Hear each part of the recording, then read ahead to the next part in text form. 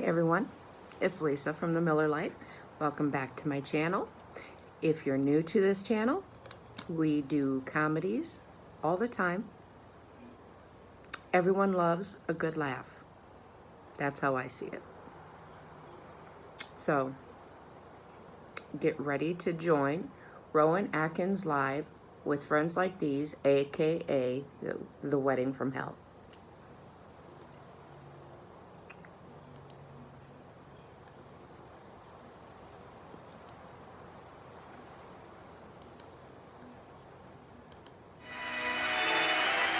Do you ever have one of those days when everything seems to go wrong?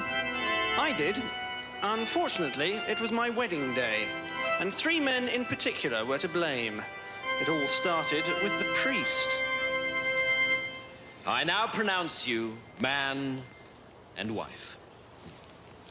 Well done. You may now kiss the bride. Nice one. All right, please be seated, everybody. I'd just like to say a few words before communion. You know, a lot of prospective brides ask me these days, Father, what is the church's attitude to fellatio?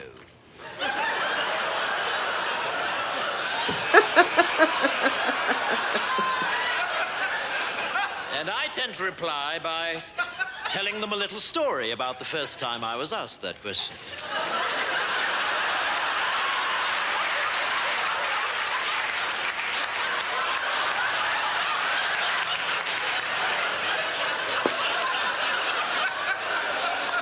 It was a couple of years ago now, and a young, attractive bride-to-be came up to me after a service and asked me just that question. Father, what is the church's attitude to fellatio? And I replied, well, you know, Joanne, I'd like to tell you, but unfortunately, I don't know what fellatio is. And so she showed me. And ever since, whenever anyone has asked me the question, Father, what is the church's attitude to fellatio? I always reply, well, you know, I'd like to tell you. I don't know. But unfortunately, I don't know what fellatio is.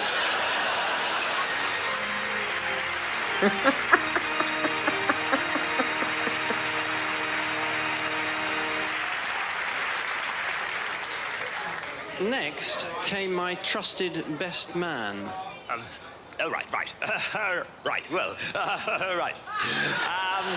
Ladies and gentlemen, and fellow survivors of that stunning stag party, how did those 2 girls get under the table, and what the hell were they up to with that toothpaste?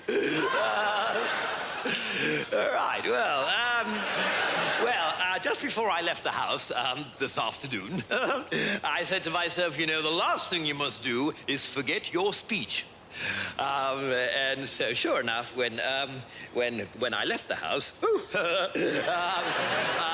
the last thing I did, yes, you guessed it, was to forget my speech. So it's all ad lib, I'm afraid.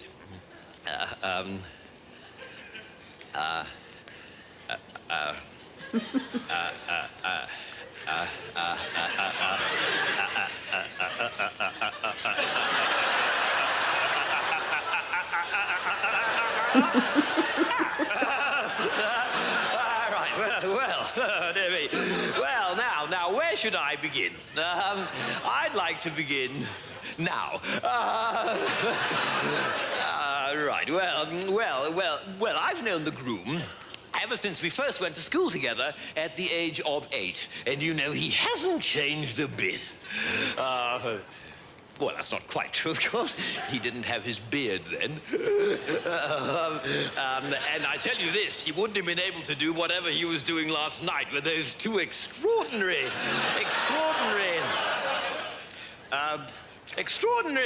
how little people change, isn't it? Yeah. Although I know I've changed a great deal. because I used to be an absolute arse. Always blurting things out when I shouldn't. For instance, this afternoon, I'm sure I wouldn't have been able to resist mentioning the bizarre sight that greeted my eyes when I opened this man's bedroom door earlier this morning. Yes, but enough of that. He started making gestures at me now, which I think means he wants me to cut my speech short. So suffice to say that I think he'll make a ripping husband, and I think his wife's ripping too, and I can only hope that the dress will hold out. So I'd like to propose a toast to go with the pate.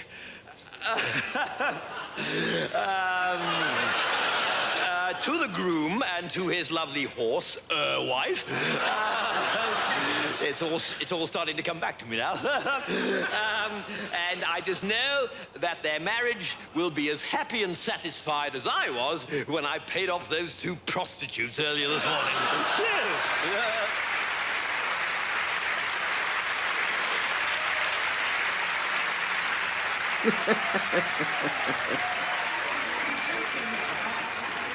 And finally, my loving father-in-law provided the perfect end to a perfect day.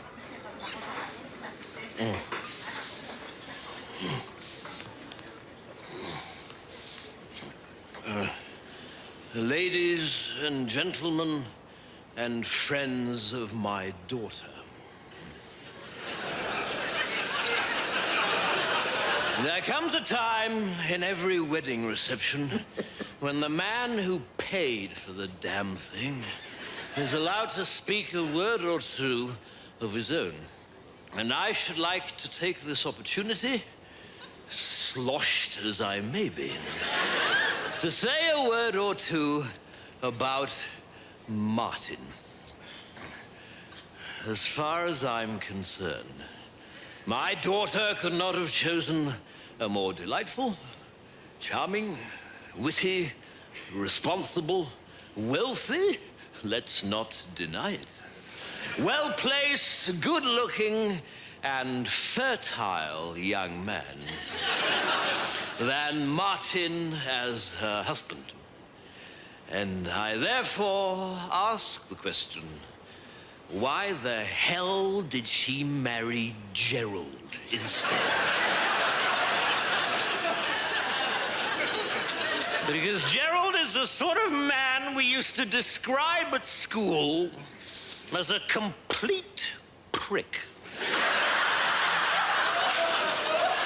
If I may use a gardening simile here, if his entire family may be likened to a compost heap, and I think they can, then Gerald is the biggest weed growing out of it.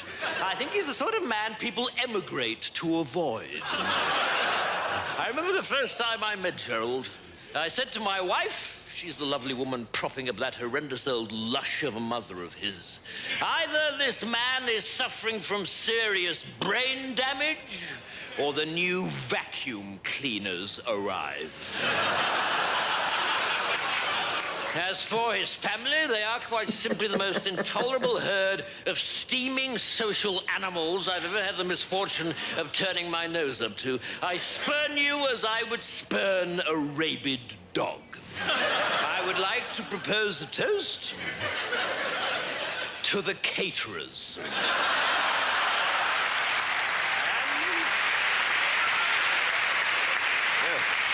And to the pigeon who crapped on the groom's family's limousine at the church.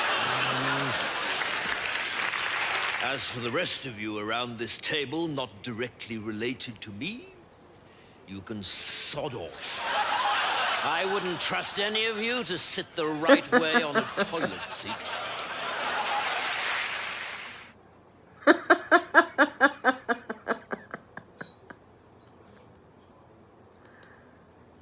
That was funny. I'm not like a huge Rowen fan. Like, I think he's got very dry humor. It had funny moments for sure.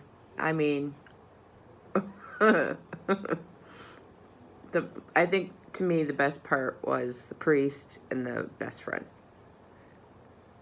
The father-in-law kind of threw me, but it was funny. And this was a request from Brian Coffey, and I told him I would get to it. I took yesterday off. I'm here today. So I hope you enjoyed it, Brian. And so I guess we're good. And I'll see you when I see you. Bye.